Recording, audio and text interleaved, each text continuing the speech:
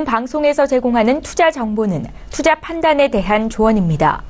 방송에서 제공하는 주식의 가치, 가격 상승 및 가격 하락에 대해서는 방송사에서 보장하지 않습니다. 시청자 여러분 안녕하십니까. 오늘장 내일장 2부 서정동입니다. 장 마감 1시간 앞겨둔 상황에서 2부가 또 시작이 됐고요. 현재 지수는 업종별 등락이 좀 뚜렷한 상황에서 강보합권 쪽에서 움직여주고 있는 상황입니다. 시가총액 상위주들의 희비도 좀 엇갈리고 있습니다. 무엇보다 중요한 건 외국인의 수급 상황의 체크인데요. 외국인이 오늘까지 3거래일 연속으로 매도하고 있습니다. 그러다 보니까 오늘 옵션 만기일 또 매도 우위가 조금씩 조심스럽게 점쳐지고 있는 모습인데 남은 2월 옵션 만기일에 대한 대응 그리고 내일장 전략까지 오늘장 내일장 2부와 함께 알차게 한번 시청해 주시길 바랍니다. 자, 먼저 코스피부터 확인해 보도록 하죠. 코스피 지수부터 확인해 보도록 하겠습니다. 현재 2070.69포인트에서 움직여주고 있는데요. 코스피는 30분 전과 크게 달라진 바가 없습니다. 2070선에 턱걸이한 뒤에 크게 움직임이 없는 모습인데 움직임 오늘 하루 종일 어땠는지 일중 흐름을 통해서 살펴보도록 하겠습니다. 장 초반엔 약했다. 장 후반으로 갈수록 조금은 강해지는 모습을 보여주고 있습니다. 2067포인트에 출발을 했는데 장 초반에 2062포인트까지 떨어지기도 했습니다. 하지만 이내에 상승 반전을 하면서 오늘 고가는 2072포인트 정도의 형성이 되어 있고요. 현재도 고가에 가까운 2070포인트, 2071포인트 정도에서 등락을 거듭하고 있는 상황입니다. 수급 주체들 확인해 보도록 하죠.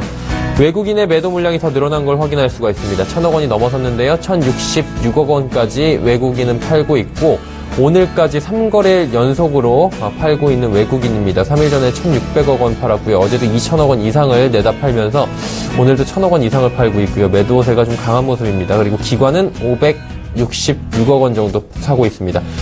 개인은 32억 원 순매수하고 있는데 개인의 매수 물량이 점점 줄어들고 있다라는 부분도 체크하셔야 될 것 같습니다. 오늘 연기금이 819억 원이나 순매수를 하면서 지수를 받쳐주고 있는 모습입니다. 코스닥 시장도 확인해 보도록 하죠. 코스닥은 609.77포인트, 코스닥 역시 30분 전과 크게 달라진 게 없는 모습입니다. 0.16% 상승하고요. 지수로는 0.98포인트만이 상승하는 모습입니다. 일중 흐름들 그래프를 통해서 코스닥도 확인해 볼 수 있겠는데요. 장 초반에 좀 강하게 올라가는가 싶더니 이내 상승폭 모두 반납했습니다. 610포인트에 출발을 했고요. 시가가 고가입니다. 이내 607포인트까지 저가 형성한 뒤에 조금씩 올라와 주고 있는데 610선 근처에서 크게 움직임이 없는 코스닥 지수입니다. 수급 주체들은 어떨까요? 개인과 외국인이 여전히 사고 있고요. 기관은 팔고 있습니다. 기관은 오늘까지 6거래일째 매도고 개인은 42억 원 삽니다. 외국인은 177억 원 사는데 개인의 매수 물량도 조금씩 줄어들고 있다. 이 거래소와 코스닥 양시장에서 개인의 매수는 있는데 매수 물량이 줄어들고 있는 점도 오늘장의 특징으로 볼 수 있겠습니다. 국내 양 증시 흐름 여기까지 살펴보도록 하고요. 오늘장 이슈 살펴보도록 하겠습니다. 하나금융투자증권 리서치센터 김두원 연구원 전화 연결되어 있습니다. 연구원님 안녕하세요. 네, 안녕하세요. 네, 오늘장 참 어렵게 가는 듯한 모습들이 보여주고 있는데 아무래도 오늘 옵션 만기일도 있을 것 같고요. 간밤에 이슈들에 대한 영향도 있을 것 같은데 간밤엔 어떤 이슈들이 있었는지 좀 짚어주실 수 있나요? 일단은 최근에는 전반적으로 풋발 불확실성 여전히 이어지고 있고요. 우리 시장에 영향을 미치고 있는 것은 간밤에 여러 가지 이벤트도 있지만 여전히 수급과 관련된 이슈들이 많습니다. 미국도 실적이 발표되고 있고요. 한국도 기업 실적이 매우 중요하다라고 할 수 있겠습니다. 아무래도 실적과 함께 환율 부분이 좀 중요하다고 보이고 있는데요. 어쩌면 향후 기업 실적도 환율의 영향을 받을 수밖에 없다는 점에서 환율이 가장 중요한 바로미터다라고 할 수 있겠습니다. 외환시장이 전반적으로 다시 한번 출렁이고 있는데요. 2월 들면서 원화 강세 압력이 좀 드세다라고 할 수 있겠습니다. 결론부터 보면 4월 재무부 환율 보고서 발표까지는 원화 강세 압력이 이어질 개연성이 매우 크다라고 판단하고 있고요. 1차적으로는 달러 환율의 하단 1120원 정도 가정하고 있습니다. 다만 특이한 점은 줄기차게 한 방향으로 원화 강세가 나타나기보다는 간간히 상승, 즉 원화 약세 흐름도 있을 수 있다는 점을 말씀드리고 싶고요. 당장 3월 중순 미국 의회와의 부채 한도 협상과 3월 FOMC 등을 전후로 달러 환율이 상승할 여지가 있다라고 할 수 있겠습니다. 미국 재정과 결부된 불안감, 또한 연준 금리 인상에 대한 경계가 부각될 것이기 때문인데요. 한편 변동성은 이전보다 조금 작아질 수 있을 것 같습니다. 중국의 외환보유고가 5년 11개월 만에 3조 달러를 하회했는데요. 추가적인 자금 유출을 막기 위한 정부의 개입 과정에서 이전과 다르게 위안화 환율이 안정을 찾을 수 있을 것으로 판단하고 있습니다. 국내 원화 환율과 높은 상관성을 보이고 있는 중국 위안화 환율이 안전성을 찾아간다는 점에서 국내 원화의 변동성이 점차 작아질 개연성이 있다라고 할 수 있겠습니다. 네, 위안화 이야기까지 나눠봤고요. 이제 내일이 금요일인데요. 내일이면 아베 총리가 트럼프와 만납니다. 이 영향에 엔화 환율에 분명히 영향이 좀 있을 것 같은데 어떻게 보십니까? 네, 말씀하신 것처럼 아베 총리가 드디어 트럼프를 만나게 되는데요. 트럼프 대통령을 위해 미국의 일자리 70만 개를 만들고 10년간 4,500억 달러 규모의 신시장 창출을 공언하는 등 대규모 투자 계획을 밝히고 있습니다. 지난주 트럼프 대통령은 일본이 환율로 큰 이득을 보고 있다. 즉, 일본 엔화 환율의 저평가를 지적한 부분이 있는데요. 시장 관심은 엔화 환율에 어떤 영향을 미칠 것인가에 초점이 맞춰져 있다라고 할 수 있겠습니다. 결론부터 보면 앞에서도 살펴본 것처럼 미국 달러화가 약세 압력이 매우 높고요. 반대급부로 엔화는 강세 압력이 매우 높다는 의미일 텐데요.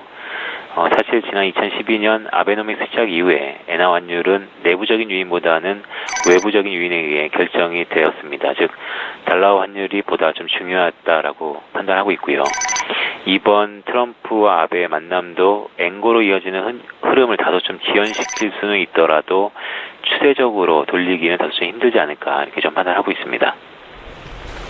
네, 일단 금요일을 지나서 둘의 이야기가 어떻게 되는지에 따라서 한번 결과가 나오면 그 이야기는 다시 여쭤보도록 하고요. 또 이제 최근 국내 소비자 물가도 2%대 기록을 했습니다. 중국과 미국의 소비자 물가도 큰 폭의 상승이 예상이 된다. 이런 전망들이 보이고 있는데 글로벌 인플레입니다. 이거 어떻게 받아들이면 좋을까요? 일단은 글로벌 인플레 압력은 지속해서 높아질 전망이고요. 네. 일단 상반기까지는 상승폭도 매우 좀 클 수 있습니다.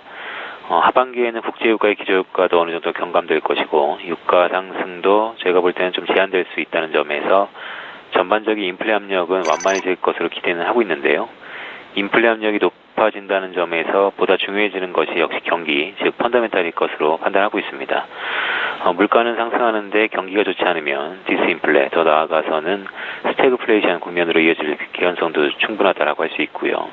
이러한 흐름에서 역시 후행지표이긴 하지만 고용시장이 매우 중요하다라고 할 수 있겠습니다. 가계 소비의 근본이 될 수 있는 게 고용이기 때문인데요. 다행히 미국과 유럽 등 그 선진국 고용지표가 동반 개선세를 보이고 있고요.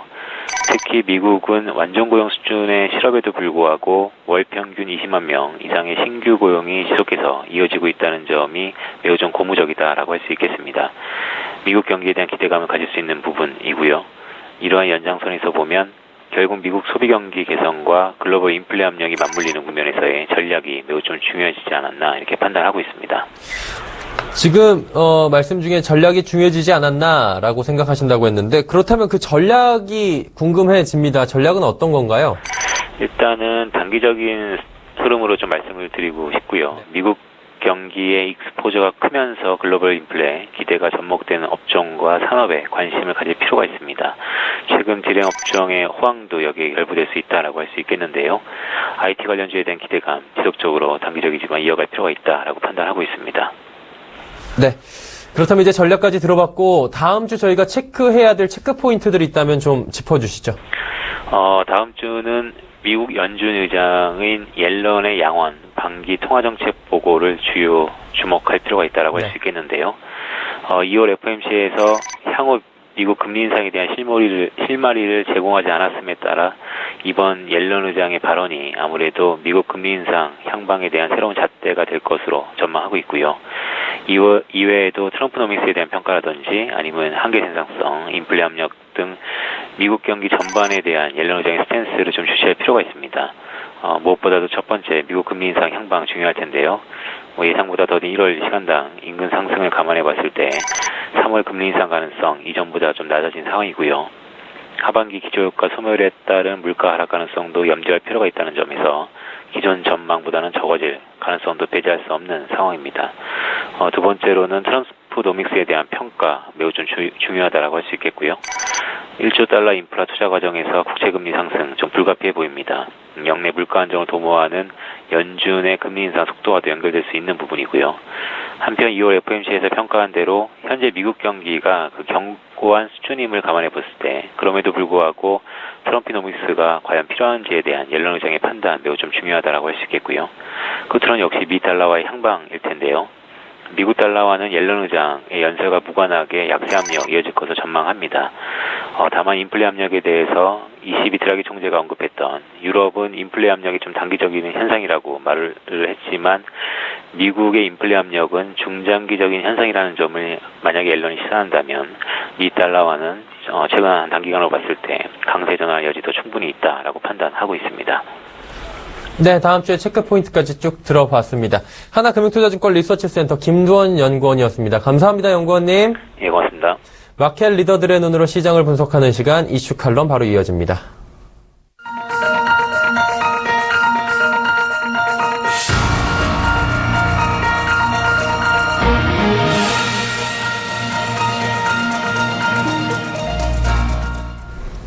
세계 곳곳에서 어려운 이슈들이 쏟아져 나올 때 마켓 리더들의 눈으로 정확하게 분석해보는 시간, 이슈 칼럼 시간입니다. 오늘은 미중산업경제연구소 조용찬 소장과 함께 이야기 나눠보도록 하죠. 소장님 안녕하십니까?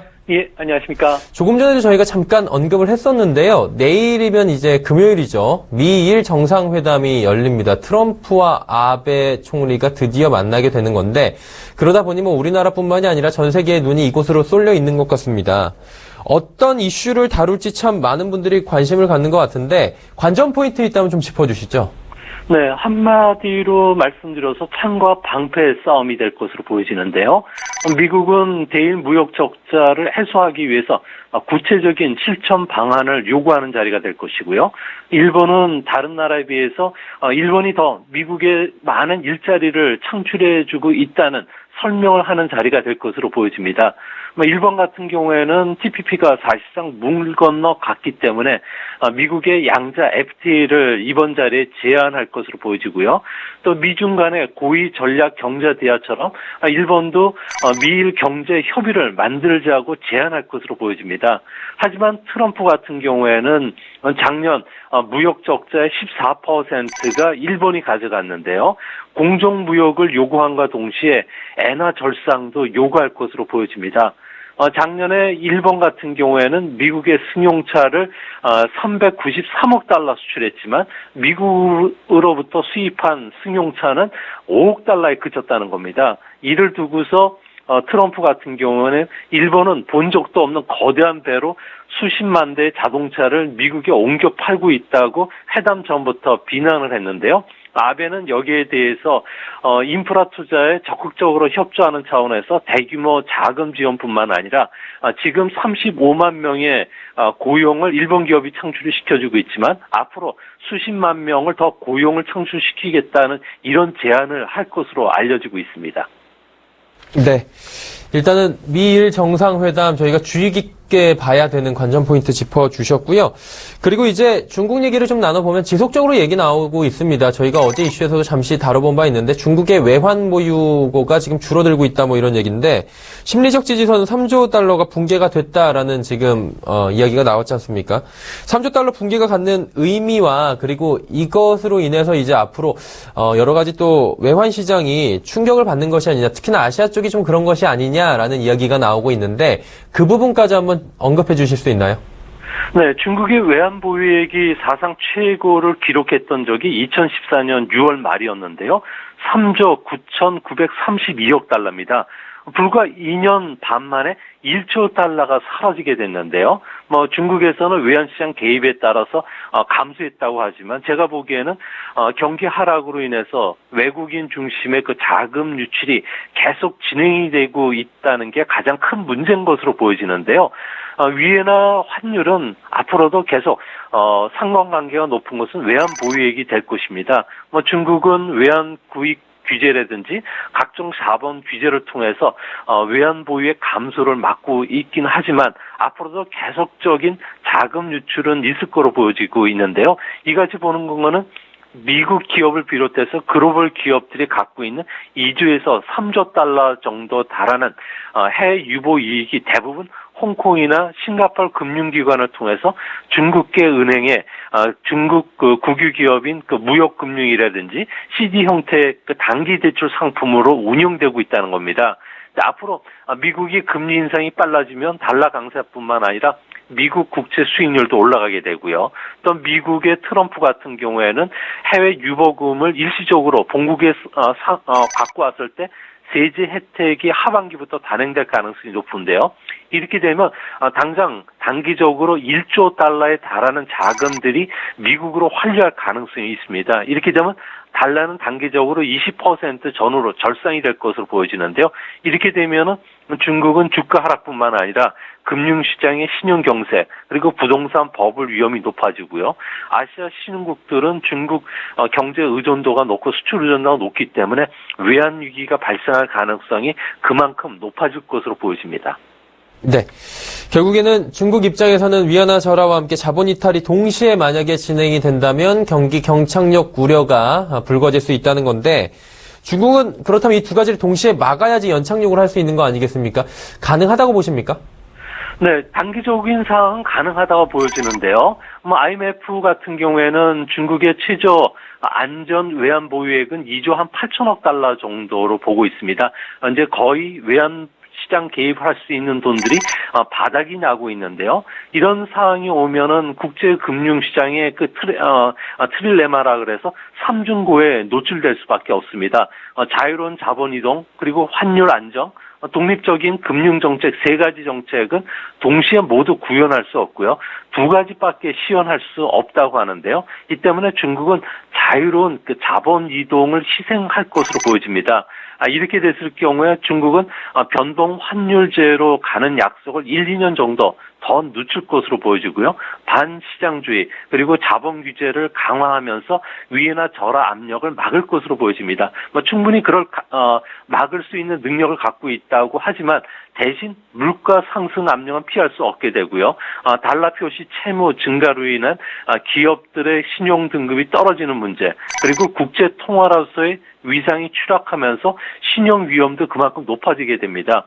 이뿐만 아니라 해외 자회사의 심각한 경영난을 피하기 어렵기 때문에 그런 측면에서 보면은 중국 기업들의 한국 투자뿐만 아니라 우리 차이나머니의 한국 채권 주식도 환수할 가능성이 높아질 것으로 보여집니다. 그리고 이제 위안화 가치에 대해서도 한번 설명을 듣고 싶은데요. 올해 지금 어제 가격이 6.8733 위안 전후에서 지금 움직이고 있다라고 나오고 있는데 7위안선이 붕괴될 것이다라는 전망이 있었습니다. 절상된 거잖아요. 이유를 어디서 찾을 수 있을까요? 네, 아무래도 현재 미국의 트럼프 새 행정부의 달러 강세 견제 발언도 있고요. 4월 달에 미 재무부가 의회 환율 조작 보고서를 발표를 하기 때문에 그때까지는 달러에 대해서 위안화는 6.7에서 7위안 사이에서 안정적으로 운영할 것으로 보여집니다. 하지만 이후에는 아무래도 약세 흐름을 변치를 못할 것으로 보여지는데요. 미중 간의 경제 펀더멘탈 차도 있기도 하지만 미국이 6월서부터는 금리 인상에 나설 가능성이 높기 때문에 달러 강세를 좀 막기는 좀 어렵지 않나 이렇게 보여집니다. 특히 이제 우려스러운 점은 앞으로 달러가 4월달 이후부터 좀 강해진다고 하면은 중국 인민은행의 바스켓 통화의 구성 통화를 보면은 달러가 여전히 높지만 그 다음으로 유로화가 높은데요.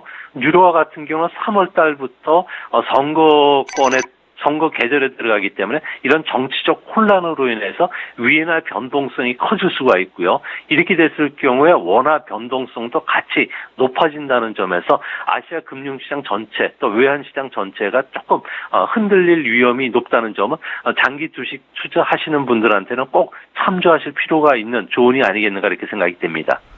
네, 3월까지로 지금 전망하시는데 위안화 4월 이후에는 그렇다면 다시 좀 절하가 진행이 될 것으로 그렇게 전망하시는 겁니까? 네, 그렇습니다. 트럼프 같은 경우는 100일간의 허니문 기간이 4월 말로 끝나게 되는데요. 이렇게 되면은 트럼프 노믹스가 속도를 낼 것으로 보여집니다. 앞으로 금리 상승에 따른 달러 강세는 피하기는 어려울 것으로 보여지는데요. 하반기로 갈수록 미국의 성장률이 빨라지면 좋은 측면의 물가 상승이 찾아올 가능성이 높고요. 이렇게 되면 금리 상승에 따른 달러 강세가 찾아오게 됩니다. 다만 미국의 성장률이 생각보다 덜 오르게 되고요. 또 보호 무역 정책으로 인한 나쁜 물가가 상승이 찾아오더라도 달러 가치 절상에는 전혀 변함이 없다는 겁니다. 중국 같은 경우에는 앞으로 미국 측 압력에 의해서 경상수지를 좀 축소시켜야 되는 문제, 그리고 미중 간의 금리차 확대로 인해서 위안화는 다시 절하될 가능성이 높은데요. 이렇게 되면은 중국 같은 경우에는 주택 거품이 이제 터질 가능성이 높아지고요. 또 경기 하락도 그만큼 높아질 수밖에 없기 때문에 중국에서 해외로의 자본 유출은 앞으로도 계속 진행되지 않을까 생각이 됩니다. 결국에는 장기적으로 볼 땐 지금 좋지 않은 시나리오다라는 것 같은데요. 결국에는 위안화가 1달러에 7위안선이 붕괴될 것이다라는 전망인 것 같습니다. 그렇다면 어디까지 진행이 될 것으로 봅니까? 네, 현재 중국은 유동화시킬 수 있는 그 미국 국채만 하더라도 1천억 달러 정도를 보유하고 있습니다. 당분간 외환 시장의 방어에 쓸 실탄은 충분히 갖고 있기 때문에 상반기 중에는 위안화 가치가 시장이 예상했던 7.3이나 7.5위엔까지 급락할 가능성은 좀 상당히 적다고 보여집니다. 좀 우려스러운 점은 여기에 1년물 NDF 환율이 대부분 1달러에 7.3 위엔선에서 거래가 되고 있는데요. 이 때문에 7.3 지지선이 붕괴된다면은 선물화 시장에 그 대규모 포지션 정리 매물이 쏟아지게 되고요. 이와 동시에 해치 펀드의 공매도 압력을 받게 됩니다. 좀 우려스러운 점은 미국의 금리 인상이 생각보다 좀 빨리 3-4차례 정도 진행이 된다고 봤을 경우에 미중 간의 금리차 확대에 따른 위안화 절하 압력도 생각을 해둬야 되는 상황이고요. 이럴 경우에 중국 증시라든지 중국 환율의 상관관계가 높은 우리나라, 대만, 말레이시아 등 같은 주변 국가들 같은 경우에도 외환 시장에 대한 공격을 과거처럼 좀 받을 가능성도 이제 점차 높아질 것으로 보여집니다. 자, 이제 마지막 질문을 하나 드리면서 정리를 해보면 좋을 것 같은데요. 많은 분들께서 그래 위안화가 절상되고 절하되는 건 이제 알겠다. 하지만 그게 우리 시장에 구체적으로 어떤 영향인 것이냐, 이 부분에 좀 궁금증을 갖고 계신 분들이 많을 것 같아서 좀 여쭤보도록 하겠습니다. 이 위안화 변동이 결국에는 우리 시장에 어떤 영향을 결정적으로 주는 겁니까? 아무래도 위안화 변동이 좀 심해진다는 것은 그 중국인들 같은 경우에 씀씀이가 좀 줄어들 가능성이 높기 때문에 그런 측면에서 중국의 소비재를 수출하는 우리 기업들 같은 경우는 제1차 타격을 받게 되고요. 또한 우리나라 원화 같은 경우에는 미국의 달러 강세 견제 정책으로 인해 상대적으로 강세를 보일 가능성이 높습니다. 이렇게 되면 해외에서 중국의 그 전자제품이라든지 선무제품과 같이 경쟁하는 우리 기업들 같은 경우에는 수출 경쟁력 약화 요인도 될 수가 있겠고요. 또한 우리나라에 들어오는 요코들 같은 경우에 씀씀이가 일본에 비해서 한 2배 정도 쓰고 있는데요. 이런 그 씀씀이가 줄어들 수 있다는 점에서는 국내 화장품뿐만 아니라 그 요식업 종에 종사하는 기업들 그리고 관광 테마주들 같은 경우에는 악재를 받을 가능성이 높습니다. 이것보다 더 큰 우려는 미중 간의 이런 그 갈등 문제가 우리나라로 불똥이 튈 가능성이 높은데요. 이렇게 됐을 경우에 반독점법 관리법에서 한국을 견제할 수도 있고요. 또 3월 15일 세계 소비자 권리의 날에 우리나라 한국 기업을 고발할 가능성도 높다는 점도 항상 투자하실 때 좀 주의하셔야 되지 않을까 생각이 됩니다. 네. 위안화의 변동성이 우리 시장에 어떤 영향을 주는가에까지 정리를 잘 해봤습니다. 미중산업경제연구소 조용찬 소장이었습니다. 감사합니다, 소장님. 예, 감사합니다.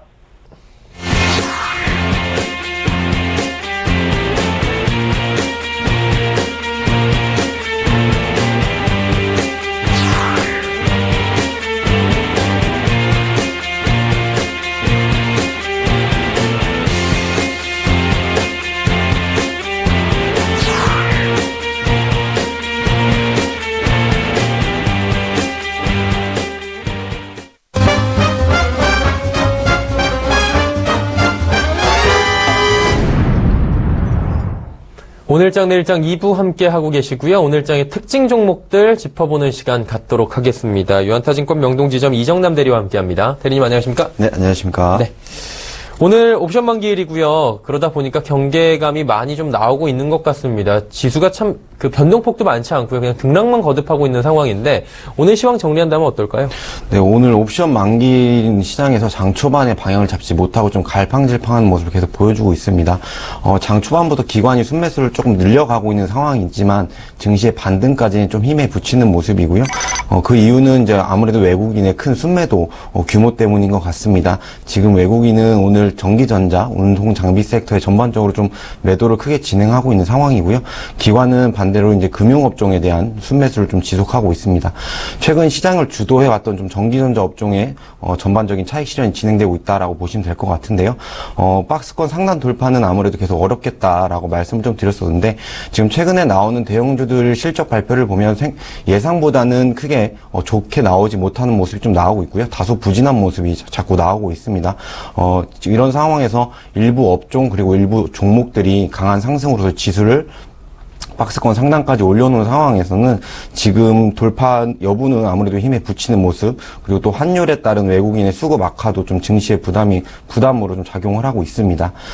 코스닥 같은 경우에는 코스피보다 좀 더 센티멘털 측면에서 좋지 못한 모습이 좀 지속되고 있는데요. 아무래도 시장 외적인 부분에서 계속되는 악재들이 좀 나와주면서 전반적으로 좀 반등을 해야 되는 시점에서 그렇지 못하고 있다라고 보시면 될 것 같고요. 개인 투자자들 경우에는 아무래도 이제 중소형주의 편입 비중이 큰데 이런 상황에서 여느 때보다도 좀 소외감이 많이 드는 상황이다라고 보시면 될 것 같습니다. 특히나 OLED 장비부터 시작해서 조정이 좀 깊어지고 있는 상황이고요. 이어서 반도체 장비까지 시장을 주도하던 업종인 반도체 장비까지 좀 같이 최근에는 조정이 들어가는 모습이어서 지금 시장 전체적으로 좀 위축되어 있다라고 보시면 될 것 같습니다. 그러나 좀 앞으로 MWC나 뭐 삼성전자, LG전자 신제품 출시 관련된 모멘텀을 가지고 있는 핸드셋 업체들은 좀 주목해 보실 필요가 있는데요. 이런 업체들의 주가 흐름은 최근에 좀 양호한 흐름 보여주고 있습니다. 향후에 좀 코스닥에서는 주도 업종으로 좀 시장에서 큰 탄력을 보여줄 것으로 좀 기대가 되고요. 특히나 이제 삼성전자 신제품 갤럭시 A에 대한 부품주들의 관심을 좀 지속적으로 가져보시길 바라겠습니다. 네. 코스피 코스닥 시장에 대한 현재 그리고 미래의 간략한 전망 들어볼 수 있었습니다. 자, 이제 오늘장 좀 더 면밀하게 짚어보도록 하겠습니다. 특징적인 뉴스에 움직인 특징적인 종목들 살펴볼 텐데요. 먼저 소식부터 만나보시죠.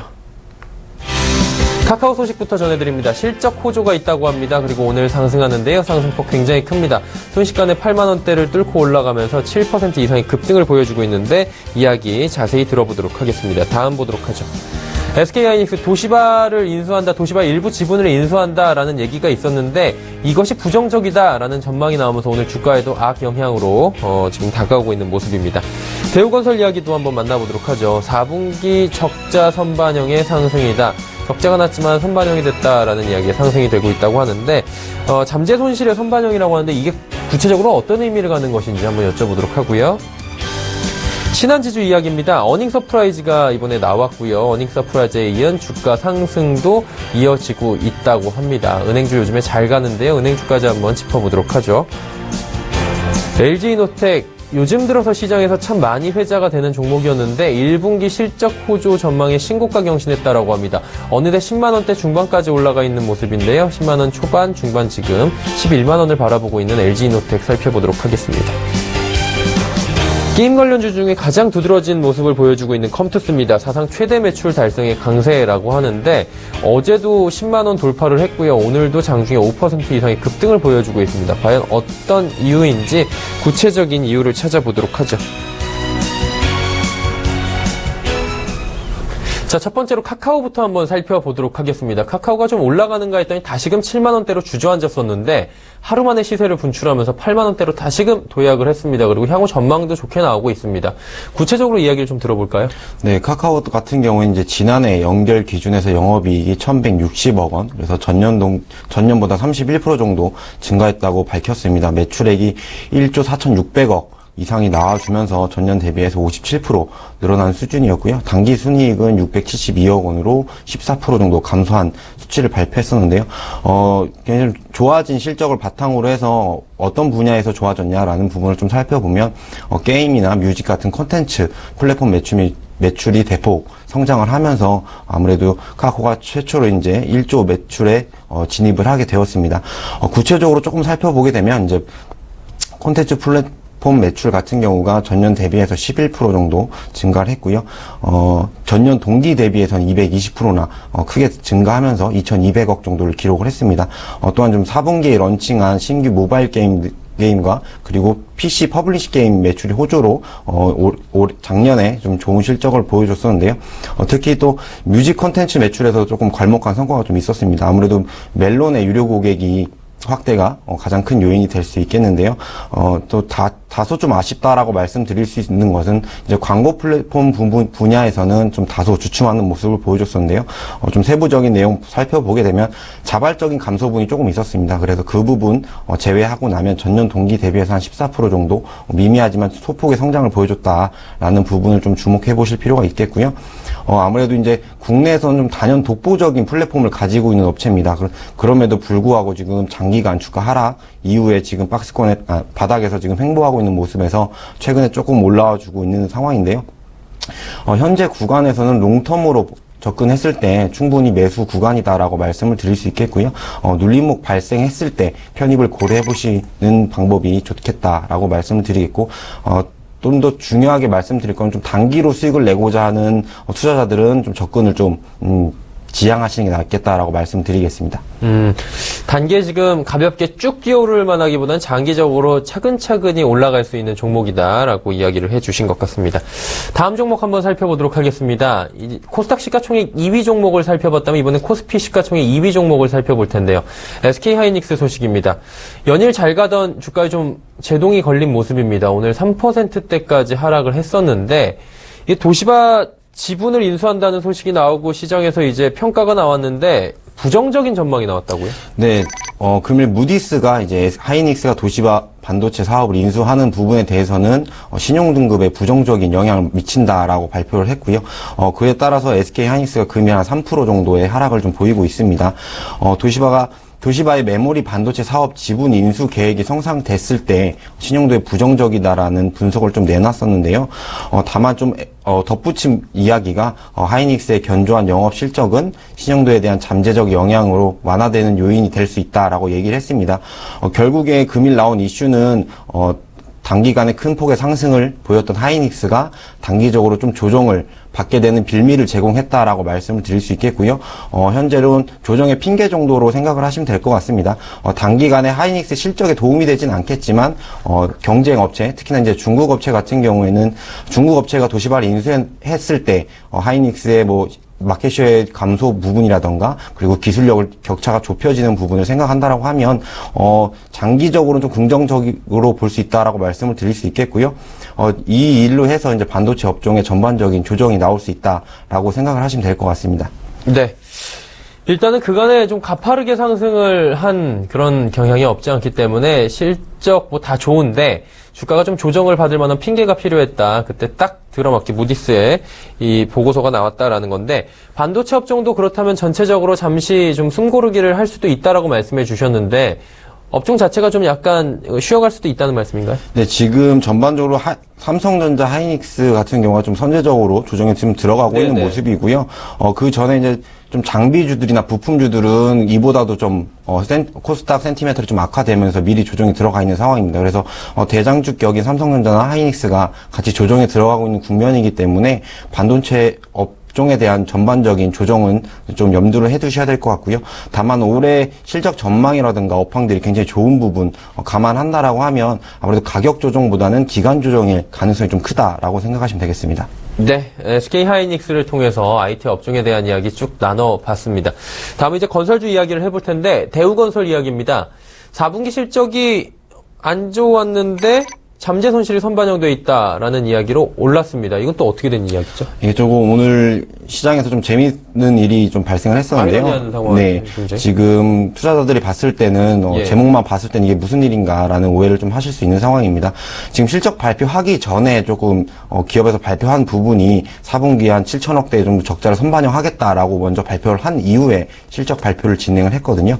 그래서 그 기존에 좀 회계 리스크로 좀 진통을 겪었던 업체다 보니까 7천억 정도의 잠재 손실을 4분기에 털고 가겠다라고 발표를 했고요. 그 이후에 발표한 실적이 지난해 매출은 10조 9,800억 원, 그리고 영업 손실이 500억 원, 당기 손실이 849억 원을 좀 기록을 하면서 매출은 전년 동기 대비해서 한 11% 정도 증가를 했지만 영업이익 그리고 당기순이익이 좀 적자 전환하는 모습을 좀 보여줬습니다. 이거는 분기 단위로 해서는 좀 최대 적자 규모인데요. 작년 말까지만 해도 좀 1,000억대 영업이익을 예상했던 걸 감안한다라고 하면 이번 빅베스는 좀 상당히 큰 규모로 진행이 됐다라고 말씀을 드릴 수 있겠고요. 이 같은 실적은 좀 해외 사업장 손실이 좀 선반영된 원인이 좀 큰데요. 동사 같은 경우에 이제 미청구 공사가 이제 작년 3분기 기준에서 한 2조 원 정도가 됩니다. 이 중 이제 플랜트 부분이 뭐 단연 큰 부분을 차지하고 있고 주택, 발전, 해외 인프라, 토목 순으로 미청구 공사 건수가 좀 있는 상황인데요. 지난해 3분기에 대우건설이 회계 감사 보고에서 회계 법인에서 이제 감사 거절 의견을 받으면서 좀 충격을 받았던 부분이 있었습니다. 그래서 이 부분 때문에 오늘 금일 시장에서는 미리 좀 선반영해서 7천억 정도 손실 털고 가는 부분에 대해서는 좀 긍정적으로 받아들이는 모습이고요. 게다가 오늘 좀 주가 상승폭이 좀 확대된 이유는 대주주인 이제 산업은행 회장이 이동걸 산업은행 회장이 기자 간담회에서 좀 발언이 조금 있었습니다. 대우건설 관련해가지고 건설 부분에서 이제 국내 빅3로 들어가는 회사의 주가가 지금 자리는 좀 이해하기 어렵다. 최소한 13,000 정도는 돼야 되지 않겠냐라는 발언이 좀 있었고요. 그리고 대우건설이 상반기 중에 좀 매물이 나올 가능성이 있는 상황에서 이런 발언들로 하여금 해서 주가로 좀 크게 상승폭을 키우는 요인이 되지 않았나라고 말씀드릴 수 있겠습니다. 그러다 보니까 지금 9% 넘는 상승폭을 보여주고 있고 건설주가 흐름이 요즘 꽤 좋습니다. 현대건설도 오늘 52주 신고가 경신했고 대림산업도 좋고요. GS건설도 좋고 전반적으로 오늘 건설업종 자체가 좋은 상황인데 건설업종에 대해서는 참 찬반이 많았거든요, 그동안. 그리고 참 소외받았다라고 했었는데 어떻게 보십니까? 지금 특히나 건설업종에 대한 접근을 좀 생각해 보신다라고 하시면 기업의 실적 그리고 밸류에이션에 대해서 좀 참고해 보실 필요가 있겠다라고 말씀을 드리겠습니다. 기업의 실적이 좋아지면 주가가 좋아진다라는 건 일반적인 상식인데 실적이 좋아진 만큼 주가가 좋아지냐라는 거는 조금 의견이 나뉘는 상황인데요. 거기에 들어가는 부분이 이제 밸류에이션이라는 부분입니다. 최근에 건설업종에 대해서는 실적 개선 부분이 그렇게 크진 않은 상황이지만 업체별로 매출액이 크게 증가하는 업체나 또 영업이익이 크게 증가하는 업체는 있었지만 전반적으로 크게 좋아지지는 않고 있다라는 모습입니다. 대신에 이제 바닥을 잡고 턴어라운드 할 수 있다는 기대감이 좀 생기고 있는 상황인데요. 그러다 보니까 이제 실적 개선보다는 밸류에이션 개선 쪽에 좀 초점이 맞춰지는 상황이다 보니까 업종 전체적으로 자그마한 이슈가 나올 때마다 전반적인 크게 상승하는 모습을 보여주고 있다라고 생각을 하시면 될 것 같습니다. 네. 근 5년이었나요? 건설주가 5년 동안 꾸준히 하락하면서 예전에 뭐 주식하시던 분들은 건설주 왜 이렇게 됐어라고 하시는 분들 많으실 텐데 올해는 이제 밸류 중심으로 한번 접근을 해보면 괜찮을 것 같다라는 이야기 들어봤습니다. 다음은 이제 은행 관련주 이야기인데요. 신한지주부터 먼저 짚어보고 은행주 이야기 들어가도록 하겠습니다. 어닝 서프라이즈 나왔고 순이익이 6천억 원대다 뭐 이런 얘기들이 있더라고요. 오늘 주가 잘 가네요. 그리고 네. 최근에 은행업종들 주가 상승에 있어서 신한지주는 약간 좀 소외되는 모습을 좀 보여줬었는데요. 지난해 4분기에 이제 어닝 서프라이즈 달성했다라는 소식이 나오면서 금일 좀 큰 폭의 상승 보여주고 있습니다. 지난해 4분기 연결 기준에서 영업이익이 6,200억 원, 순이익이 6,100억 원 정도 전년 동기 대비해서 12% 그리고 45% 정도 증가한 수치를 좀 발표를 했고요. 같은 기간 매출액 같은 경우에 전년 동기 대비해서 뭐 크게 움직임이 없었습니다. 0.9% 정도 감소한 6조 7천억 원 발표를 했습니다. 어울러서 이제 보통주 한 주당 1,450원의 현금 배당을 좀 결정을 했었는데요. 이거는 이제 시장 컨센서스에 크게 상응해야 하는 수치입니다. 지금 최근에 견조한 좀 순이자 마진 그리고 이를 바탕으로 해가지고 4분기 순이자 이익이 6조 8,900억 원을 기록을 한 가운데 이연 법인세 관련 일회성 이익이 또한 1,400억 원 정도 발생을 하면서 실적 호조에 좀 크게 기여를 했다라고 보시면 될 것 같고요. 지금 신한지주가 지금 최근에 못 올라왔던 부분이 좀 있었기 때문에 그게 오늘 좀 같이 반영이 되면서 상대적으로 좀 큰 폭의 상승을 보여주고 있다라고 보시면 될 것 같습니다. 자, 그리고 이제 은행주들이 잘 올라왔는데 신한지주는 조금 소외를 받았었는데 오늘은 올라오고 있다라고 말씀해 주셨어요. 다른 은행주들 보니까 뭐 KB도 그렇고 오늘 또 잘 가는 것 같은데 미국의 영향도 좀 있는 것 같고요. 은행주들 어떻습니까? 올해 전망이? 은행주들은 전반적으로 지금 계속 미국의 금리 인상 관련해서 이슈가 되고 있는 부분인데요. 최근에는 지금 KB금융이라든가 하나금융지주부터 해서 좀 약간의 고점에서 좀 차익 매물이 좀 나오고 있는 상황입니다. 최근에 나온 트럼프 관련해서 금리 인상에 대한 의견이 좀 분분한 상황이기 때문에 지금 자리에서는 굳이 편입을 고려하시기보다는 조금 더 상황 지켜보시면서 분할 매수 접근하시는 게 맞다라고 생각이 되고요. 전반적인 업황 자체로는 전년도 하반기부터 계속해서 턴어라운드 하면서 좋은 모습 보여주고 있기 때문에 은행 업종에 대해서는 좀 지속적인 관심이 좀 필요하다. 하지만 단기 좀 조정 국면에 들어갈 가능성이 있기 때문에 조정 시에 분할 매수하는 전략을 사용하자라고 말씀드리겠습니다. 네, 은행 업종의 대부분의 그 대형주들이 20% 이상의 급등이 좀 나와줬기 때문에 최근에 시세가 분출이 됐기 때문에 조정 시에 좀 관심을 가져보자. 지금은 조금 부담스러울 수 있다라고 코멘트를 주셨습니다.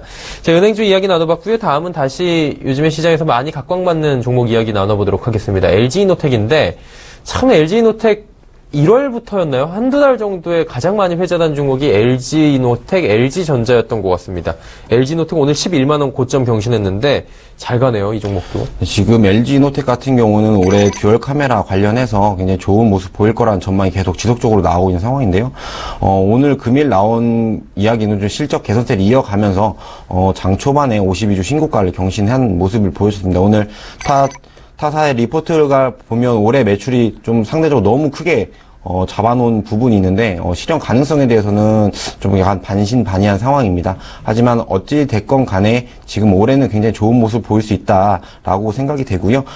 지금 1분기 영업이익이 시장 컨센서스가 한 576억 정도 되어 있는 상황인데요. 지금 같은 기간에 대비해서 굉장히 좀 크게 올라와 있다라는 걸 확인하실 수 있을 것 같습니다. 지금 LED 사업부 적자 규모도 굉장히 좀 줄어들고 있는 상황이고요. 게다가 듀얼 카메라 관련해서는 굉장히 좀 좋은 모습 보여줄 수 있다라는 부분이고, 또 애플이 7월에서 8월경에 또 신제품 출시에 대한 모멘텀도 가지고 있기 때문에 상반기까지는 계속해서 좋은 모습 보여줄 수 있다라고 생각을 하고 있습니다. 다만 지금 한 8만 원대부터 지금 10만 1,000원대까지 올라오는데 부침 없이 계속 급등을 하는 모습을 좀 보여줬기 때문에 이것에 대한 부담감은 충분히 가지고 있다라고 말씀을 드릴 수 있겠고요. 조정폭을 너무 깊지는 않겠지만 그래도 일부 눌림목 발생 시에 좀 신규 편입하셔라라고 말씀을 드릴 수 있겠고요. 언급한 대로 좀 휴대폰 핸드셋 업체들은 지속적인 관심이 필요한 상황이다라고 파악하시면 될 것 같습니다. 네, LG이노텍 이야기 나눠봤습니다. 마찬가지로 주가가 좀 급하게 올라오는 종목들은 바로 따라붙기보다는 눌림목 시 조정 시 매수가 유효하다라고 투자 포인트를 주셨습니다.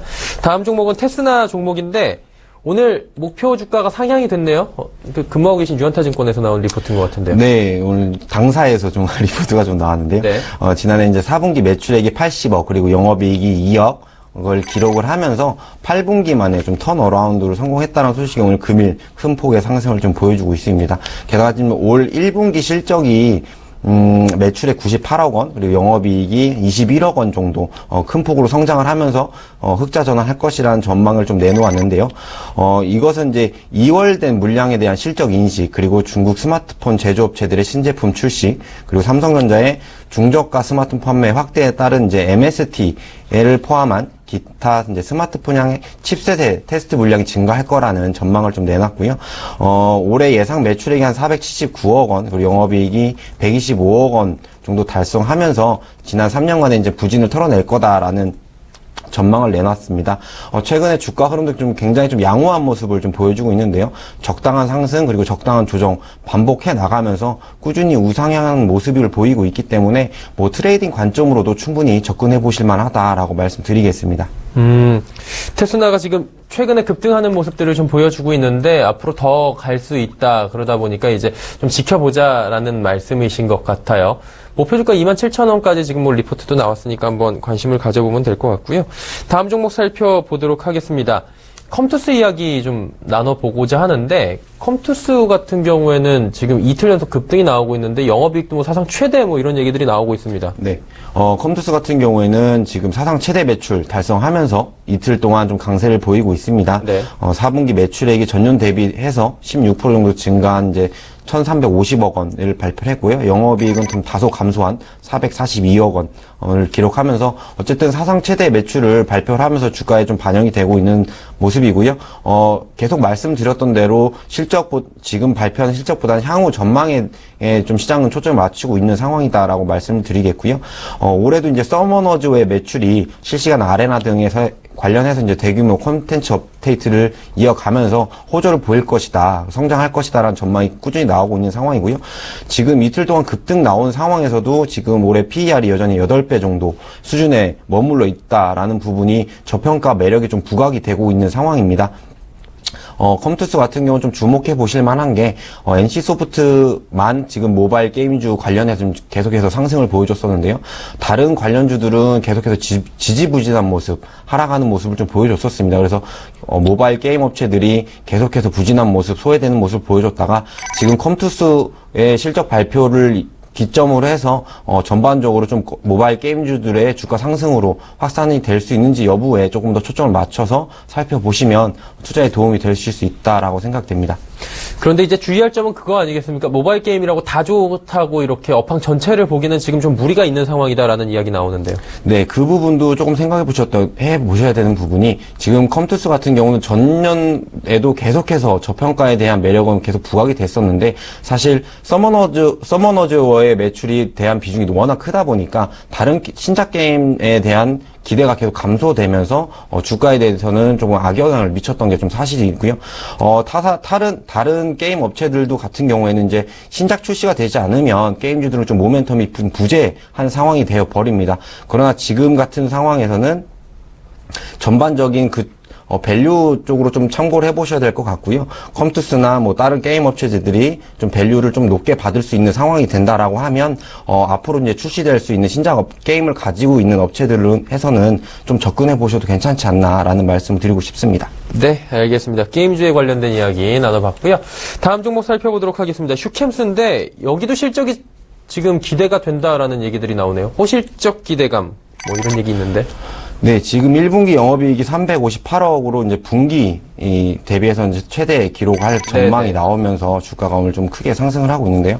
슈캠스 같은 경우도 계속해서 좀 전망은 좋은 이야기들이 나오고 있었는데 주가에는 좀 반영이 되지 못하고 있는 상황이었습니다.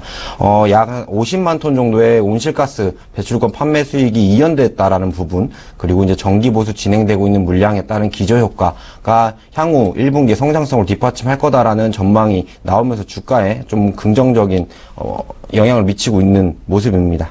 네, 알겠습니다. 슈캠스까지 얘기 나눠봤고요. 다음은 이제 저희가 주방에서 많이들 사용하는 제품에 관련된 종목이네요. 락앤락인데 한동안 좀 실적이 부진하다, 그리고 주가가 좀 많이 눌려 있어서 오랫동안 못 가는 종목이었는데 실적 개선 소식이 들어오고 지금 강세를 보이고 있다라고 하는데 구체적으로 어떤 소식이죠? 네, 지금 락앤락 같은 경우는 4분기 영업이익이 183억 원 나오면서 전년 동기 대비해서 39% 정도 증가한 수치를 발표를 했습니다. 매출액은 1,200원 조금 못 미치는 1,198억 원 발표를 했고요. 당기순이익은 223억 원으로 이제 각각 전년 동기 대비해서 9%, 당기순이익 같은 경우는 400% 이상 증가하는 수치를 발표를 했습니다. 세부적인 내용 좀 살펴볼 필요가 있겠는데요. 4분기 실적에서 이제 동남아시아 시장에서의 좀 선전, 그리고 지난해 좀 괄목할 만한 매출 성장을 보인 미주 지역에서 수출 강세가 계속 이어지면서 실적 증가에 좀 기여를 했던 부분이 좀 있고요. 최근에 좀 내수 매출도 소폭이지만 증가를 하고 있다라는 부분 좀 참고해 보셔야 될 필요가 있겠고요. 매출의 증가는 좀 다소 아쉽긴 하지만 턴어라운드 종목들을 전체적으로 좀 공부를 해보시면 아시겠지만 매출의 증가보다는 턴어라운드 할 때 좀 더 중요하게 보셔야 될 게 영업이익과 당기순이익의 턴어라운드입니다. 그래서 그 부분이 먼저 선행이 된 이후에 매출액이 증가하는 기업들이 주가가 강하게 상승을 할 수 있다라고 말씀을 드리겠는데, 락앤락 같은 경우는 지금 이제 턴어라운드 할 수 있는 자리를 마련하고 있다라는 측면에서 좀 관심을 가져보실 필요가 있겠다라고 말씀드리겠습니다. 네, 락앤락 이야기 나눠봤습니다. 다음은 이제 CJENM 이야기를 한번 나눠보고자 하는데, CJENM 하면 사실 저희가 최근까지 재미있게 많은 분들이 보셨던 도깨비가 방영된 채널이 있는 그룹이기도 하고요. 또 이제 여러 가지 뭐 혼술남녀부터 해가지고 드라마가 워낙에 강세를 보였고 실적이 잘 나올 것이다라는 기대가 있었는데 실적이 잘 안 나왔다라는 얘기가 있고 주가도 오늘 많이 빠졌네요. 네, 금일 CJ ENM이 4분기 좀 쇼크를 발표를 좀 네네. 했습니다. 지금 4분기 영업이익이 19억 원을 발표를 하면서 시장에서 좀 충격적인 이슈가 좀 되고 있는데요. 다만 좀 주가의 하락폭은 좀 제한적이다라고 말씀을 드릴 수 있겠습니다. 왜 제한적인 하락이 나오고 있느냐에 대해서는 뭐 투자자분들께서 다 아시겠지만 지금 방송 부분에서 워낙 조금 좋은 모습을 보여주고 있고요. 그리고 넷마블 관련해서 이제 게임 관련된 모멘텀도 충분히 가지고 있는 기업이다 보니까 실적에 대한 부분에 실적이 다소 안 좋았긴 했지만 향후 전망에 대한 기대치가 워낙 높기 때문에 주가의 하락은 좀 제한되고 있다라고 말씀드릴 수 있겠고요. 오히려 이런 하락을 기회로 좀 매수해 보실 수 있는 자리다라고 말씀을 드릴 수 있겠고요. 지금 나온 게 영화 부분에서 약간 손실이 나오면서 실적이 좀 많이 빠진 발표를 했었는데요. 작년에 좀 아수라라는 작품에서 좀 크게 실패를 했던 부분이 좀 크게 작용을 한 것 같고요. 올해 들어서 좀 좋았던 드라마 같은 경우들은 이제 1분기 관련해서 실적에 반영될 예정이기 때문에 향후에 좀 길게 보신다라고 하시면은 충분히 지금은 매수 관점으로 접근하셔야 된다라고 말씀드리겠습니다. 오히려 오늘 같은 급락이 기회가 될 수 있다라는 말씀이신 것 같은데 7만 원대까지 빠졌던 주가가 어느새 또 8만 원을 회복을 하는 모습 CJ ENM 보여주고 있습니다. 지금이 3시 22분 27초 지나고 있고요. 종목 조금 더 자세히 들어가 보도록 하겠습니다. 별점 주면서 들어보는 별별 종목인데 어떤 종목부터 저희가 들어볼까요? 네, 오늘 별별 종목으로는 전에 한번 말씀드렸던 멜파스라는 종목을 다시 한번 가지고 왔습니다. 네. 지금 IC 칩 업체인데 적자 사업 부분이 지금 계속해서 정리가 되어 있는 부분이고요. 반도체 팹리스 업체로 좀 집중을 하고 있다라고 말씀을 드릴 수 있겠고, 터치스크린 모듈 사업 악화로 좀 주가는 계속해서 안 좋은 모습 보였었지만 이 부분 계속 정리해 나가면서 지금 반도체 팹리스 사업에 좀 집중하고 있다. 이 부분에서 향후에 좀 매출 성장이 기대가 되는 부분이다라고 말씀을 좀 드릴 수 있겠고요.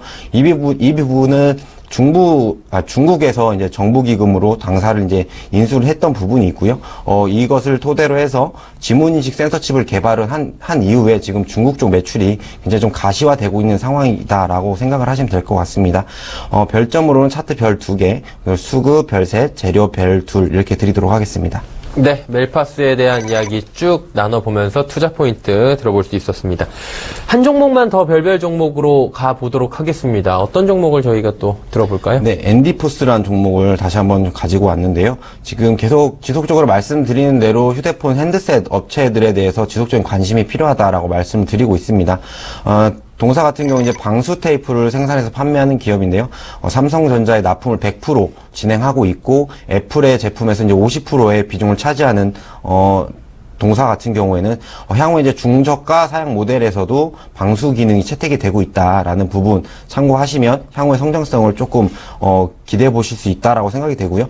지금 전체 스마트폰 출하량에서 방수 스마트폰이 지금 한 14% 정도에서 올해 한 23% 이상으로 좀 올라오고 있다라는 부분 참고해 보실 필요가 있겠고, 지금 삼성전자에서 올해 처음 출시한 갤럭시 A 시리즈에서도 지금 방수 기능을 채택을 하면서 이 제품에도 지금 동사의 방수 테이프가 들어가고 있다라는 부분, 그리고 향후에 출시될 갤럭시 8에 대한 기대감이 주가에 충분히 반영이 될 수 있다라는 부분이고요.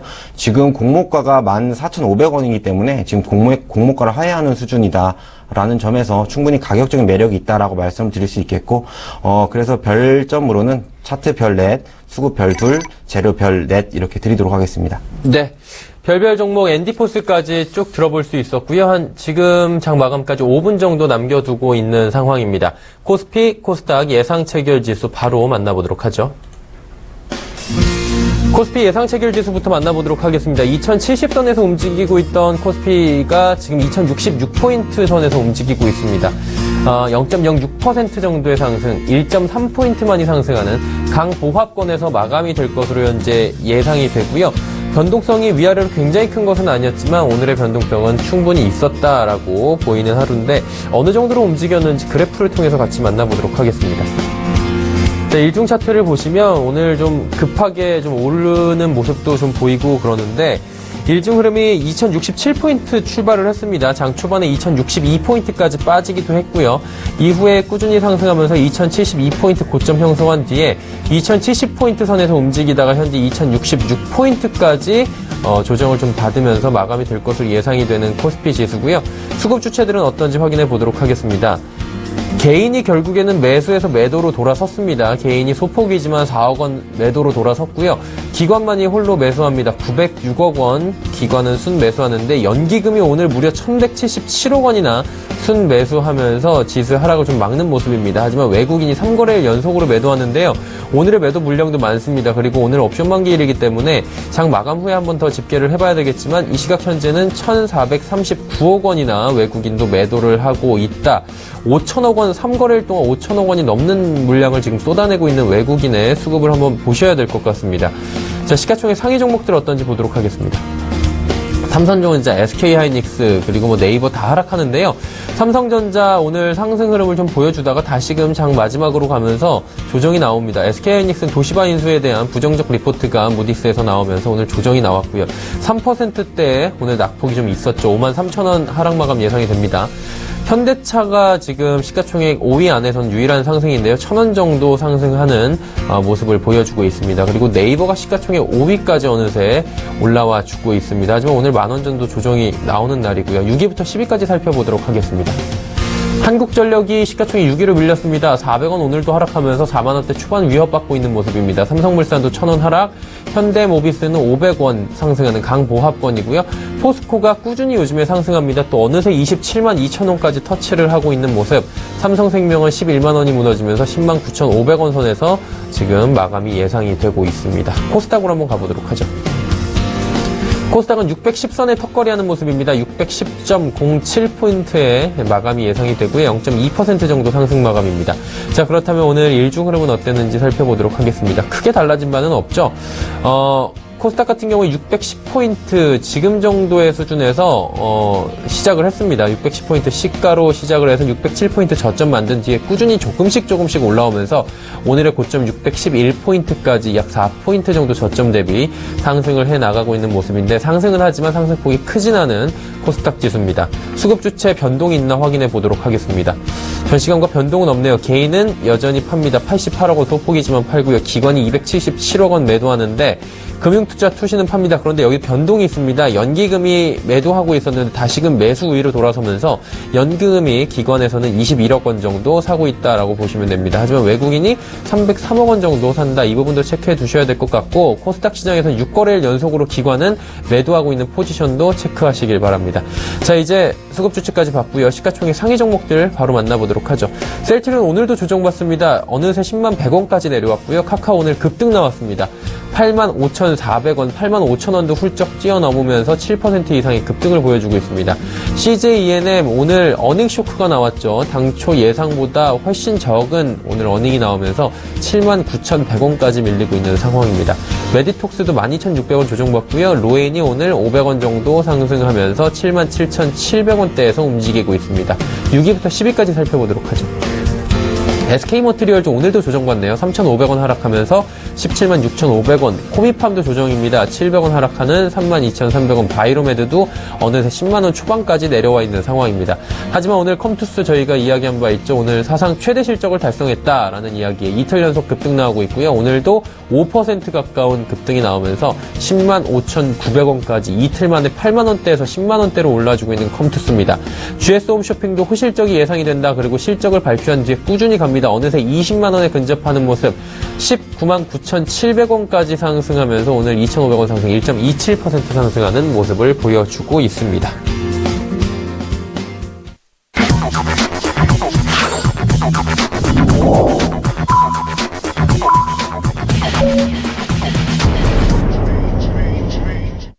2월 9일 목요일 클로징 밸류에 울렸습니다. 오늘은 옵션 만기일이었고요.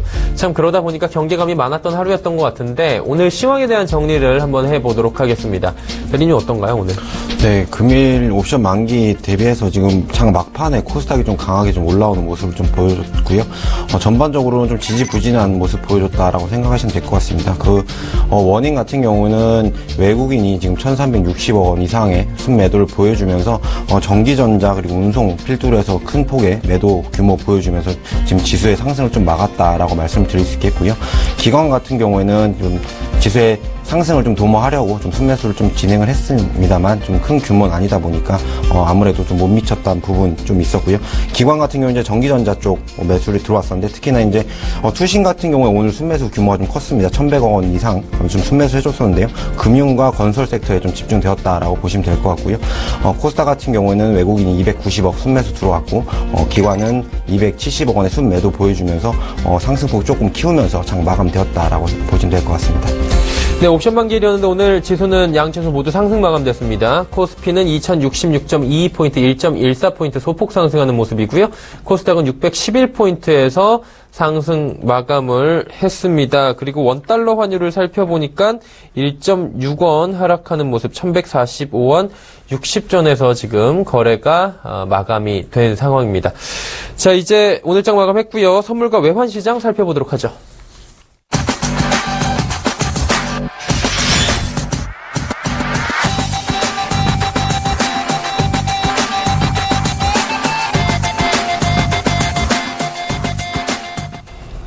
선물시장부터 살펴보도록 하겠습니다. 황금연구소 올대표처 골드스탁연구소 원해남 대표와 함께합니다. 대표님 안녕하십니까? 네네, 안녕하십니까? 네, 오늘 선물시장 어떤 내용 저희가 들어볼까요? 네, 오늘은 국내 선물 시장의 2월물 옵션 만기일인데요. 어제 보면은 어제께 오히려 그 변동성이 좀 있었고요. 오늘은 굉장히 변동이 적은 그 양매도 장세가 이어지는 그런 흐름들이 이어지고 있는데 지금 보면 우리 국내 증시뿐만이 아니라 유럽 증시도 마찬가지고 또 미국 증시도 마찬가지고 거의 그 증시의 흐름이 개걸음 장세다라고 볼 수 있습니다. 그러니까 보통 뭐 증시가 약간 스톱이 된 느낌이다라는 거를 엿볼 수가 있는데요. 과거에서부터 보면은 우리 보통 이제 봄을 기다리는 봄을 맞이하는 이 구간대에는 그게 증시가 활발히 움직이지 좀 않았다라는 것들을 살펴봤을 때 현재 우리 국내 증시도 3일 연속 하락한 이후에 이렇게 그 전체적인 흐름이 이제 오늘 아직 끝나진 않았지만은 거의 돋지 즉 방향성을 찾는 이런 흐름들을 가지고 있어서 이들은 우리 국내 증시뿐이 아니라 해외 증시에도 마찬가지로 그 투자자들의 심리를 엿볼 수 있는 구간이 아닌가라고 보고 있습니다. 그래서 마찬가지로 해외 선물에 있어서 우리가 대표적으로 보면은 S&P 지수를 많이 보게 되는데요. 이 지수에서 S&P를 보면은 S&P 자체가 우리의 이제 현재 우리 국내 시장의 대형주의 흐름이다 이렇게 보실 수가 있는데 지금 조금 키워볼까요? 이 S&P의 흐름을 보면은 전반적인 흐름에 있어서는 약세, 그러니까 하락, 우리 국내 증시 같은 경우는 5일선을 깨고 내려가는 그런 흐름들을 보여줬잖아요.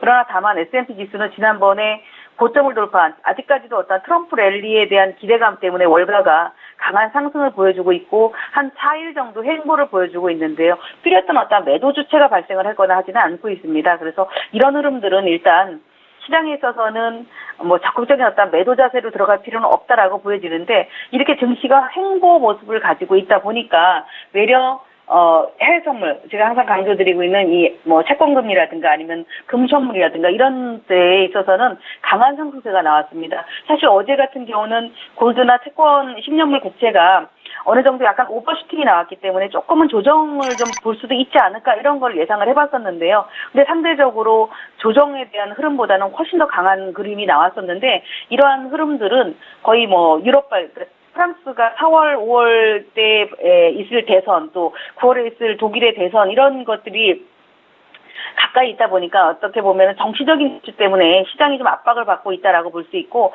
상대적으로 증시가 이게 정체하고 있는 틈을 타서는 외려 이렇게 국채, 그러니까 채권 시장이라든가 아니면은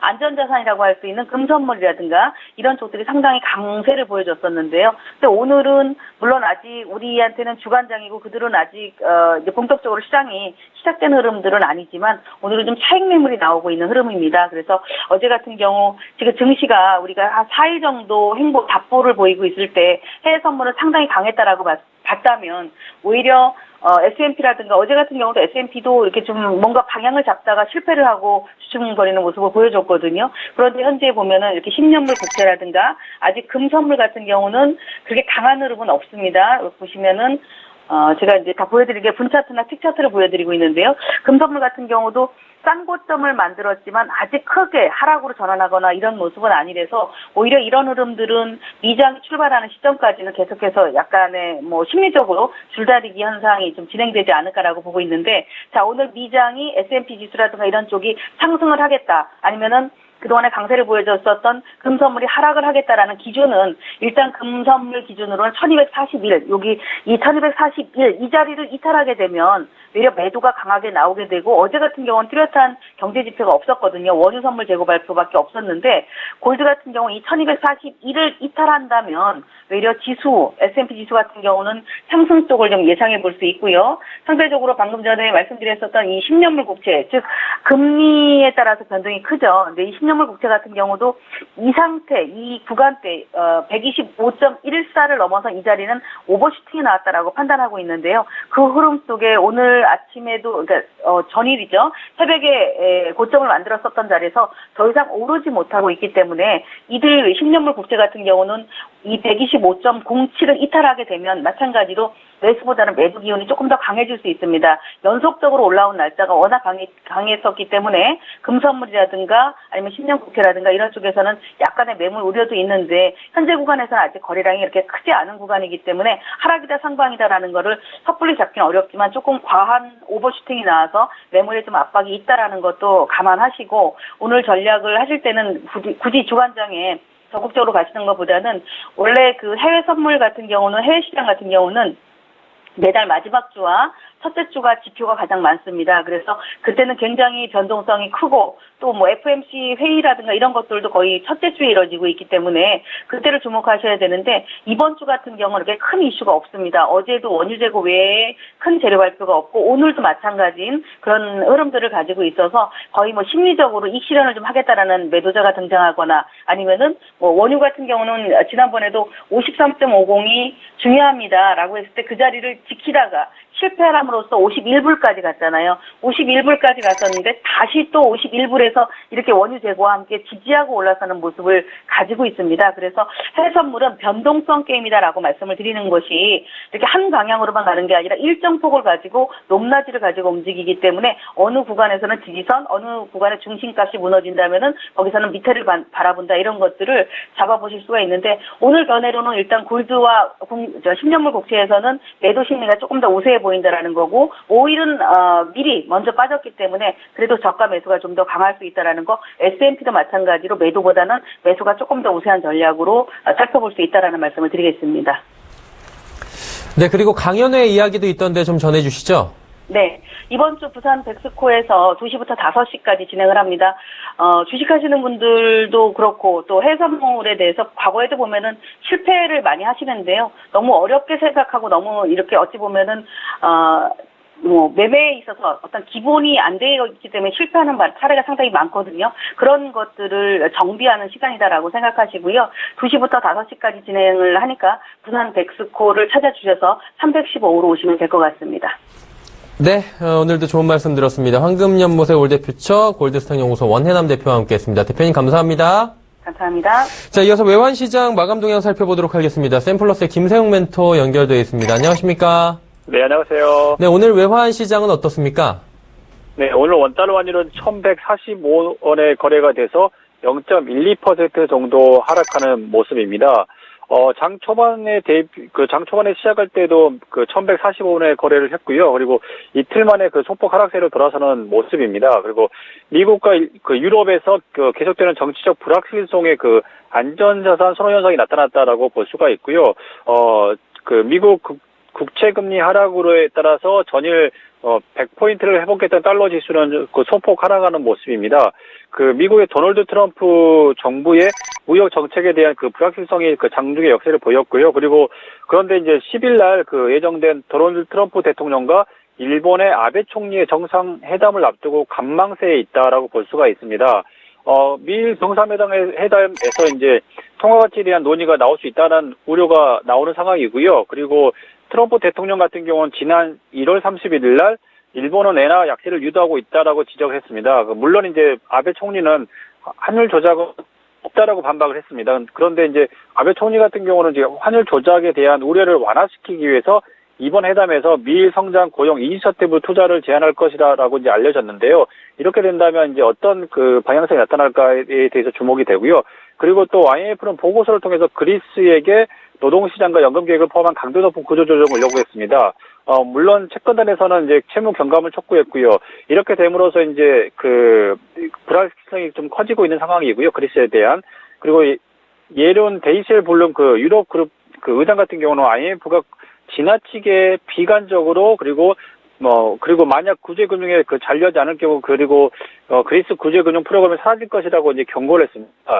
그리스 구제금융 프로그램이 사라지면 그리스가 그 유로존에 탈퇴하겠죠. 그럼 굉장히 큰 또 파고를 한번 맞을 가능성이 크기 때문에 유럽의 정치적 불확실성은 점점 그 심화되고 있다라고 볼 수가 있습니다. 다음으로 말씀을 드릴 게 이제 글로벌 외환 시장인데요. 오늘은 엔화에 대해서 말씀을 드리겠습니다. 엔화 선물 종가 같은 경우는 오늘 8,930 그 포인트를 기록해서 0.06% 정도 상승했습니다.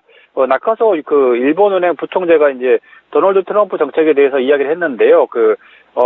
미국 대통령의 그 도널드 트럼프 정책에 따른 그 미국 채권 금리 상승이 신흥국가 글로벌 시장에 끼칠 영향에 대해서 이제 말을 했습니다. 트럼프 대통령의 정책은 불확실성이 큰데 미국 경제를 개선시키고 그 물가와 장단기 금리를 상승시킬 것으로 예상을 했습니다. 미국 금리가 상승하게 되면 신흥국 경제와 글로벌 시장에 영향을 준다라고 이야기했는데요. 일본의 지금 방향성 이렇게 보는 것 같습니다. 해외 경제 중장기 일본의 중장기 물가 예상 물가가 하방 리스크가 크다라고 보는데요. 만약에 일본의 금리와 미국의 금리가 장단기 금리가 그 격차가 벌어지게 된다면 엔화에 대한 매도가 커질 것이다라고 보고 있는 것 같아요. 그리고 또한 최근에 보면 일본 은행이 보유한 국채 비중이 처음으로 발행 잔액의 40%를 넘었습니다. 일본 은행은 이제 재무부에서 발행하는 채권을 사주게 되는 거죠. 국채 발행 잔액은 894조 엔인데 BOJ가 보유한 국채가 358조 엔입니다. 비중은 40.05%고요. 2013년 4월에 이제 양적 완화를 시작한 이후 가장 높은 수준이고요.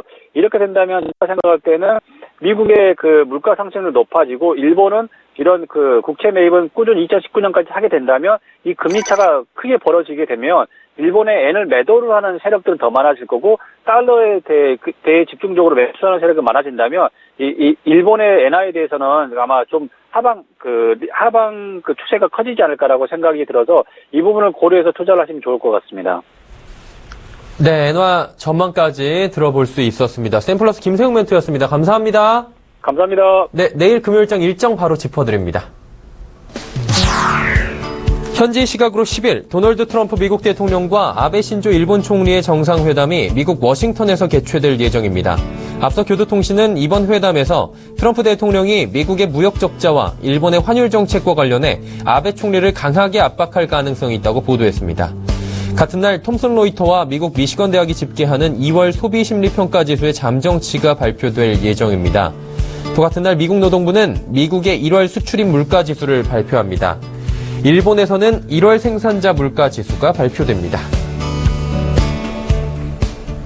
내일 금요일장 주요 이슈들 짚어봤습니다. 일단은 미일 간의 정상회담의 만남이 전 세계 이목이 좀 집중이 될 것 같은데 그러다 보면 우리도 내일 전략을 세우고 그것들을 지켜봐야 될 것 같습니다. 어떤 전략으로 내일장 저희가 한번 다가가 볼까요? 네, 말씀드릴 게 이제 코스피, 코스닥 같은 경우는 조정 구간에 들어가 있다라고 말씀을 드릴 수 있겠고요. 이런 상황일수록 좀 리스크 관리에 좀 중점을 두셔야 된다라고 말씀을 좀 드리겠습니다. 현금 비중 확대를 위해서 포트폴리오의 현금 비중을 계속 늘려가시는 노력을 좀 하실 필요가 있겠고요.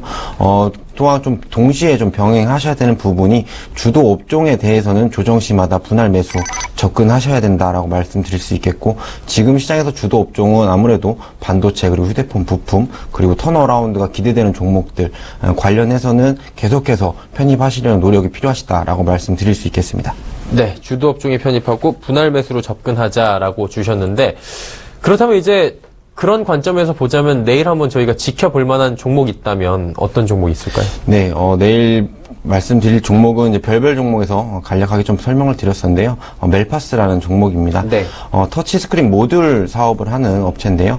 계속해서 터치스크린 모듈 관련해서는 실적이 안 좋다 보니까 이 부분에 대해서는 이제 사업을 계속해서 정리해 나가고 있는 상황입니다. 그래서 지금은 하고 있는 거는 반도체 팹리스 사업에 좀 역량을 집중하고 있는 상황이고요. 중국 정부기금이 동사를 인수를 하면서 적극적으로 좀 반도체 팹리스 사업 부분을 좀 키우고 있는 상황이고요. 특히나 이제 신제품 지문인식 센서 칩이 지금 올해 내년 해서 굉장히 좀 큰 성장 모멘텀을 가져갈 수 있다라고 말씀을 드릴 수 있겠습니다. 지금 글로벌리하게 지금 지문인식 센서 칩을 하는 기업이 FPC라는 업체와 지금 시네티스라는 업체인데요. 중국 중저가 사양에는 지금 FPC가 독점을 하고 있고, 지금 플래그십 모델 쪽에서는 시네틱스라는 업체가 독점을 하고 있는 상황입니다. 지금 중국 쪽 자금이 들어와 있는 멜파스 같은 경우에 중국 쪽에 지금 진출을 해서 올해 3월부터 좀 가시적인 성과를 보일 가능성이 좀 큰 상황이고, 빠르면 1분기부터 실적에 좀 반영이 될 수 있다라고 좀 말씀을 드리겠고요. 지금 국내 업체와도 조금 협력 관계에서 테스트를 진행 중인 것으로 좀 알고 있는데, 이 부분도 좀 긍정적으로 받아들여지고 있다라는 부분에서 올해 좀 매출액 부분에서 좀 큰 폭으로 성장이 가능하다라고 말씀을 드릴 수 있겠고, 말씀드렸던 부분대로 이제 핸드폰 부품, 그리고 또한 턴어라운드 부분에서도 일맥상통하게 지금 적자 부분 계속 정리해 나가면서 영업이익이나 당기순이익 같은 경우 흑자를 만들어 놓은 상황에서 올해는 이제 매출액이 증가할 수 있다라는 부분에서는 주가의 큰 폭의 상승을 기대해 볼 수 있다라고 말씀을 좀 드릴 수 있겠고요. 지금 올해 컨센서스 자체는 조금 높게 나와 있는 상황이지만, 동사가 좀 성장기에 받았던 밸류에이션을 고려한다라고 하면 지금 자리는 굉장히 좀 저가 자리에 있다라고 말씀을 드릴 수 있겠고, PER 뭐 한 25배까지도 보수적으로 볼 수 있는 자리다라고 말씀을 드리겠습니다. 매수가 같은 경우에는 현재가로 접근하시면 될 것 같고요.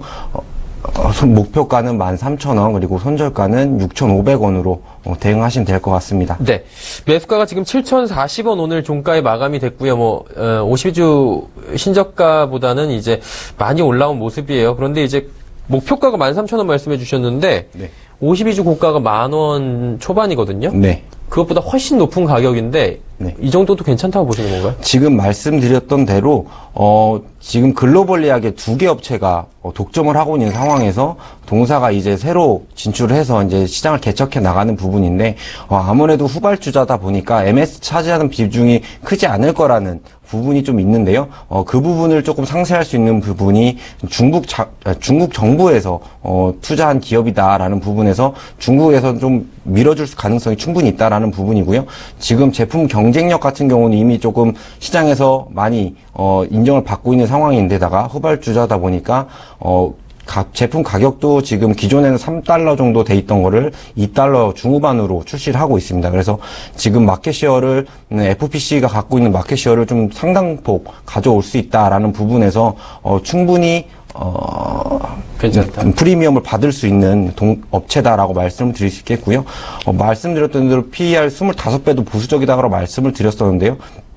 지금 말씀드린 13,000원 정도는 퍼 한 20배 정도 수준이기 때문에 충분히 접근해보셔도 가능하다라고 말씀드리겠습니다. 네, 멜파스 이야기까지 나눠봤습니다.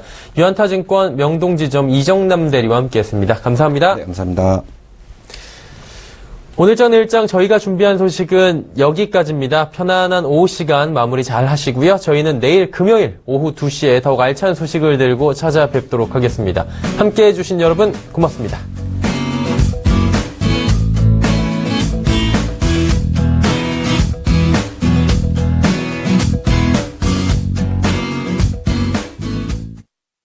본 방송에서 제공하는 투자 정보는 투자 판단에 대한 조언입니다. 방송에서 제공하는 주식의 가치, 가격 상승 및 가격 하락에 대해서는 방송사에서 보장하지 않습니다.